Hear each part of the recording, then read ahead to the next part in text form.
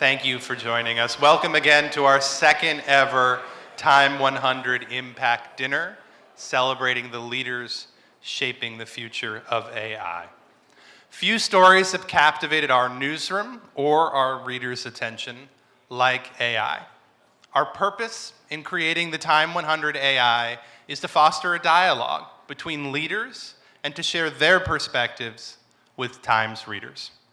This list, in particular, highlights the possibilities of AI as it transitions from the lab into the real world. As Jess mentioned, 91 out of 100 names on this year's cohort are new. While many of those already featured continue to drive large-scale innovation, we believe it's equally important to uncover the lesser-known stories of those shaping our future. Before we begin, I want to thank once again our outstanding team of editors and correspondents for their diligent work on this project. Led by Emma Barker and AISI Javed, they spent months interviewing sources, consulting last year's list to identify the 100 most influential individuals in the world of AI. Thank you very much.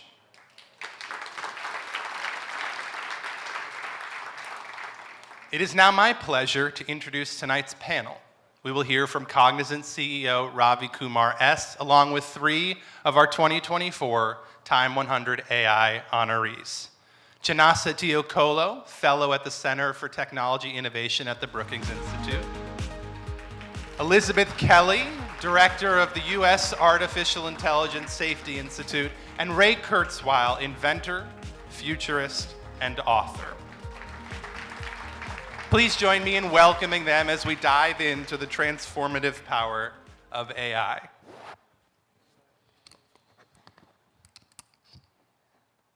Ray, I hope you don't mind if we begin with you. Sounds good. Good. Thank you all again for being here. It is an absolute pleasure to hear your perspectives. Ray, you told me at dinner that you've been working on AI for 61 years. Pretty amazing. Nobody knew what artificial intelligence was at that time. I'd say I'm involved in artificial intelligence. I'd say, what is that? That began to change maybe 3 years ago. Now everybody has heard about AI. Whether you're a Teamster or head of a union or you're a teacher, everybody's heard of AI and everybody has an opinion on it. What is it like to have the whole world take notice to something that you've been working on for a very long time? Yeah, several people have asked me that today. I mean, I exist in the future, so I take, I don't know, to me it was always very real.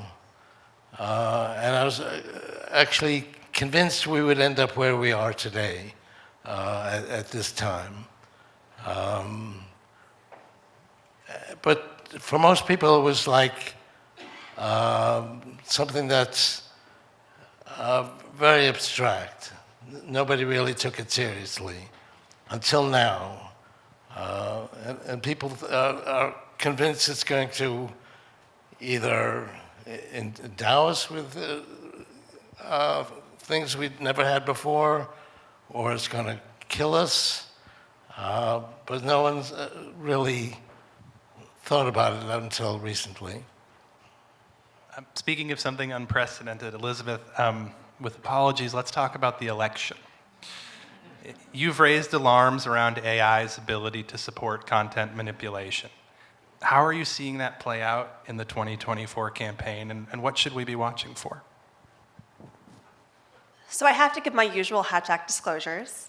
But I think that anyone who is watching the news is seeing synthetic content come to play, not only in elections, but as we think about the harms to young women and girls. It's a big year, right? There's 74 global elections. It's not just the US that has elections, and so I think the work that we're really doing at the Safety Institute is figuring out how can we help advance the science so that regardless of what the harm is, we're able to have the tools we need to detect synthetically created content, to authenticate content, to know what's real, to know what's not, because it's going to matter this year, but it's going to matter every year more and more as we move forward. Are you finding that there are ways to more or most effectively communicate about this risk to people? So I think there's an interesting question of sort of at what point does it flip? Is it that people assume that an image is true and you have to sort of watermark it and say, no, this is actually false? Or do we eventually start authenticating everything that is true? Like, for example, as you think about content that perhaps, if the President of the United States is giving a remark, would you include, in the camera, actually something that would say, this was in fact the President giving a remark at this point in time? And that's actually some of the work that we're doing as well, is working across the government with Office of Management and Budget to figure out how can the government make sure people trust what we're saying. Ravi, Cognizant's New Work, New World report suggests that generative AI could grow the US economy by up to $1 trillion by 2032. But you've said that you've talked to many executives that are still wary of adopting it. What's holding them back? So first of all, I think for enterprise landscapes, the starting point is, at least where AI has advanced so far, is task-level automation, and then progressively you get to changing process, and then you get to changing models, business models. So a lot of it which is happening is around tasks and automation of tasks, and the productivity studies. In fact, that study, we went to 2,200 corporations. 45% of the use cases are related to task-led automation to start with. Now, what are the constraints on the way? Back in Cognizant, we are already doing like 1,000+ prototypes with clients, but very few go to the finishing line on production. And I'll probably highlight a few. To start with, I think the accuracy of the models which generate the output is still, the quality of that output is still not up there. The fact that a lot of the work is now moving from large language models to agent-based work, I think you want to see more accuracy of the models. Cost performance imperatives are still a question mark. In fact, in the last 15 months, the cost performance imperatives have actually, the cost performance has doubled. So you're going to see progress there. So that's an impediment. Responsible AI, which is a combination of trust, safety, and equity. Most technologies of the past, safety and equity was taken care of. Trust was not as much needed. Trust is very important because you're generating new output which doesn't exist. So tying that to these three things, I think, is an important constraint, if I may, to get there. Traceability and explainability of the output is a very important constraint on the way. Explainability of the output, which is in some ways a little black box, is an opportunity to look for. Skilling and productivity. If I actually automate tasks, what is the human endeavor? Say, for example, if I'm a teller of a bank, here are a bunch of tasks I do. So that study which we did, we also looked at exposure scores of all the tasks. So we took 11,000 tasks, and we took 2,200 occupations, and we kind of looked at what are the exposure scores, and we also looked at what are the friction scores. What I mean by friction scores is, if you're a teller of a bank, you're doing a bunch of tasks, what would be the new set of tasks you would do, and what's the friction for you to get there? What's the skilling need to get there? So the ability to crack that puzzle of productivity, I think, is very, very important. If you don't get productivity out, task automation is not going to lead to the business case stacking up behind it. So in summary, all of these are steps we want to take. And as customers are starting to do this, they're going back and they're kind of starting to modernize their data infrastructure and the cloud infrastructure so that they can come back and actually deliver to the promise of AI. Chinasa, you've been vocal about the fact that the AI boom may not benefit everyone equally. Are there examples that you see which make you believe that we can balance benefits while supporting vulnerable or underrepresented communities? Almost definitely. So the biggest disparity I see overall in terms of who's developing AI and also who gets to benefit from AI. I actually just returned from Senegal, where the 6th, I believe, Deep Learning and Data conference was held. And so this is essentially the largest AI and machine learning conference on the African continent. And so there's so many innovations happening, both locally and also driven by large companies like Google, IBM, and Microsoft. But it's really heartening to see how this conference has grown over the past couple years, and also the many African AI initiatives that have grown in accordance with it. And so there's a lot of opportunity that we see within Africa particularly, but also throughout the rest of the Global South to help lessen this AI divide that we see. Is there a story or a person you met there that has stuck with you? Not one in particular, honestly, but I would just say that there's, again, just so many people that I had the opportunity to engage with. I was at the tail end of the conference, but I've been following deep learning and Daba for so many years, and so I've had the opportunity to interact with one of the founders, Vukosi Moyavate, and he's a professor at the University of Pretoria in South Africa, and he's been very big in leading the African natural language processing space as well, and so his work has definitely, helped inspire essentially a new generation of researchers, both within and outside of the continent. And so that's someone I definitely look up to within this space. Yes, Ray. Well, I think something that's going to affect everyone is simulated biology. Right now, if somebody wants to try out something, they have some idea that maybe this thing might affect a particular cancer, let's say a certain type of cancer, and they have some history with it, and they try it out, and it takes 3 years or 5 years. What we can do instead is simulate biology, which we can do very quickly, and we can do it in a matter of days rather than years. And we can simulate not just one thing, but, for example, in cancer, we can simulate every single thing that might cause that cancer, which might be 1 billion different things, and we can try out all 1 billion of them with simulation and do that in a matter of days. So in a matter of days, we can do what used to take years to try out just a few things. We can actually try out every possible interaction very quickly, and that's going to revolutionize the development of basically everything that we're trying to overcome, cancer, Alzheimer's, so on.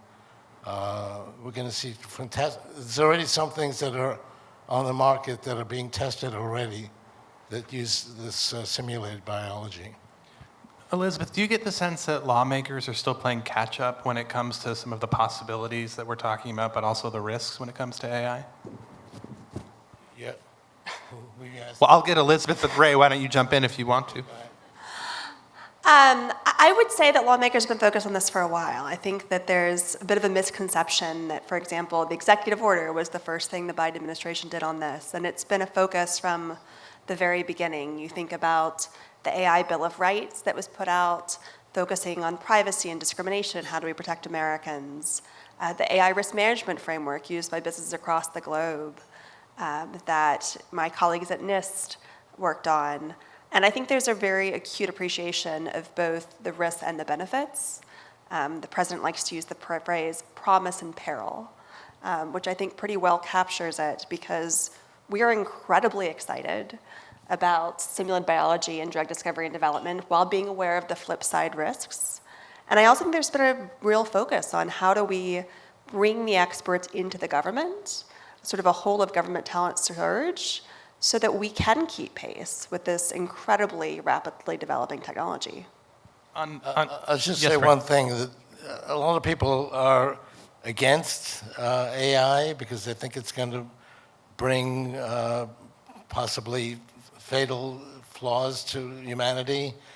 And I'm just waiting till they get something that's actually cured by AI that otherwise wouldn't have existed. And let's see what their opinion is at that time. I think, Ravi, you have a similar challenge. You've described generative AI as an equalizer, but I think many people don't think about AI as bringing equality to their workplace. They think about it perhaps doing the opposite. What do you say to people who are afraid of AI when it comes to their work?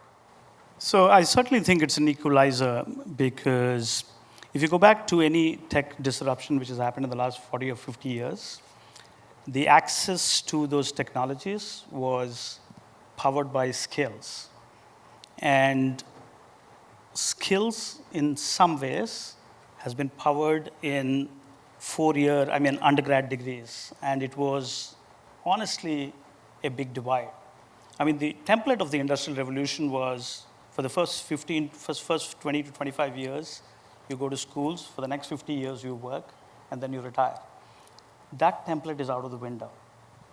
That template really created the divide, and we draw from the template for the last few tech disruptions, and therefore the access to those jobs, good upward mobile jobs was non-existent. With the advent of AI, I actually believe you can actually lend expertise, which I mentioned in my remarks. You can bridge the gap between occupations. You can bridge the gap between and within occupations. And you can reduce the entry barrier to specialized jobs. Specialized jobs no longer are going to be accessible only to people who have actually gone through that education pattern. Look at it. In the United States, undergrad education in the last 20 years has gone up by 200%. So who has access to those jobs? It's only people who go to undergrad schools. So this is going to democratize in many ways skills. And the fact that you're going to have expertise on your fingertips, you're going to leverage that to create that upward mobility for yourself. So it is an equalizer. And actually, I've actually seen this in our own statistics of the study you referred to.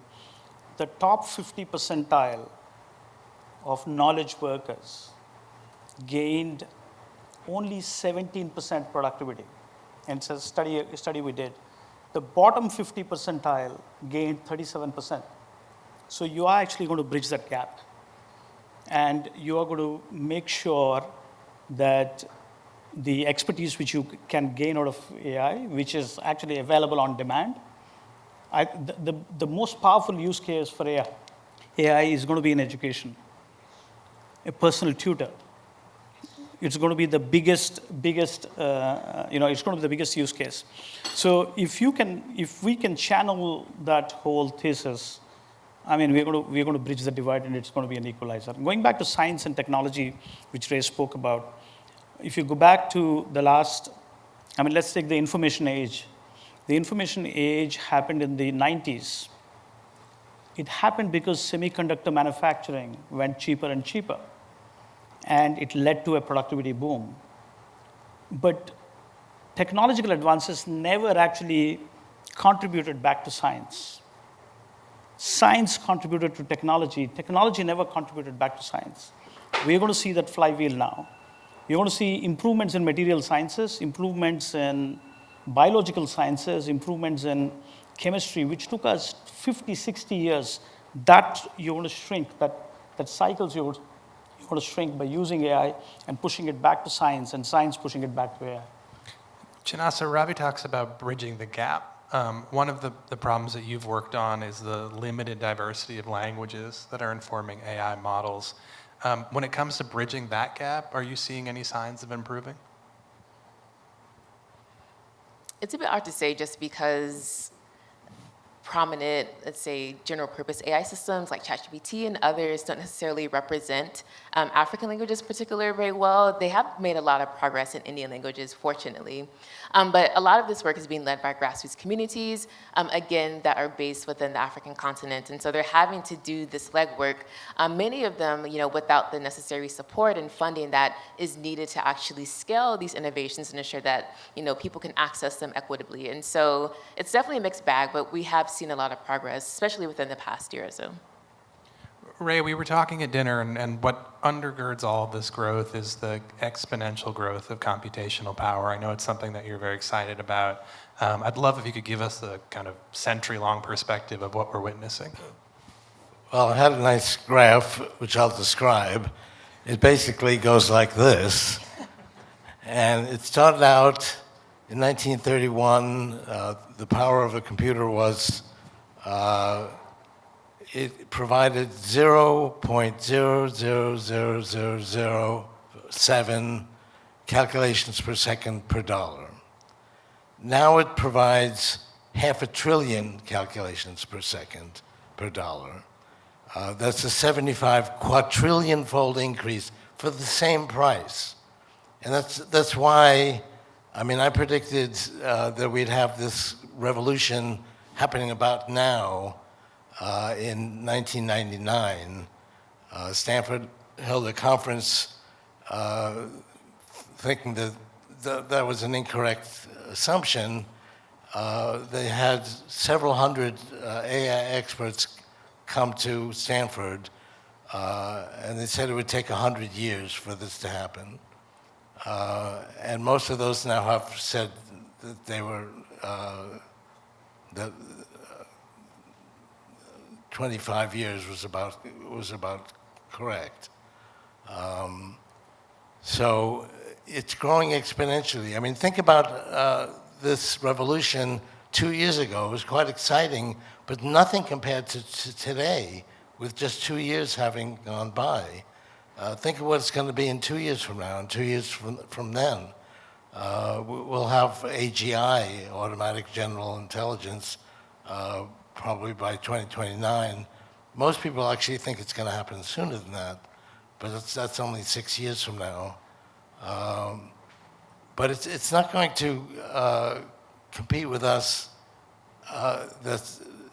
It's an alternative to what we can do. It's going to add to our capability. We're going to merge with it, and we're going to become a lot smarter. And people who are against that really are against becoming smarter, because that's what the AI revolution is enabling us to do. And we'll be able to do things that were never feasible before. Now, a lot of that's already happened, but it will happen really with all kinds of capabilities by 2029. Can I just add in one, Sure. one quick one? I think if you, again, go back to tech disruptions, there's been an S-curve on tech disruptions.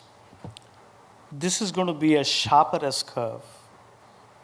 It's going to be a slow takeoff and a short runway.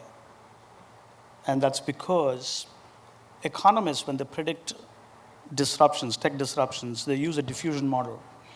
And they look for constraints coming on the way for diffusion of technology.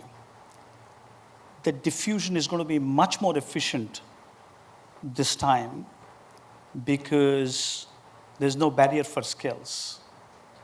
You're going to access technology. I mean, a farmer in rural India can access technology in their own dialect and can do meaningful work. It's not information. The previous age was information. This is meaningful work by talking in their own natural language. So the diffusion is going to be much more efficient. The S-curve is going to be sharper. Elizabeth, we're talking about how fast this change is coming. It's also, we're seeing how quickly the regulatory environment is changing. I read today in Yuval Harari's new book, he says, if a bot pretends to be human, it should be banned. Do you agree?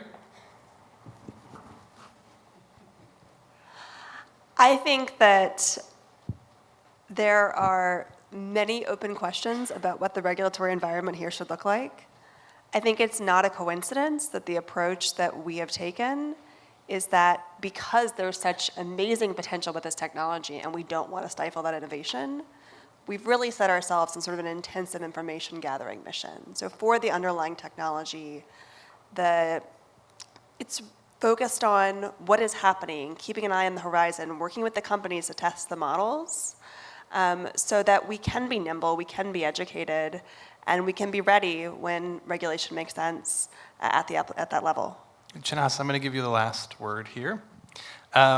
What can people in this room do? What more can they do to make sure that the benefits of AI reach as many people as possible?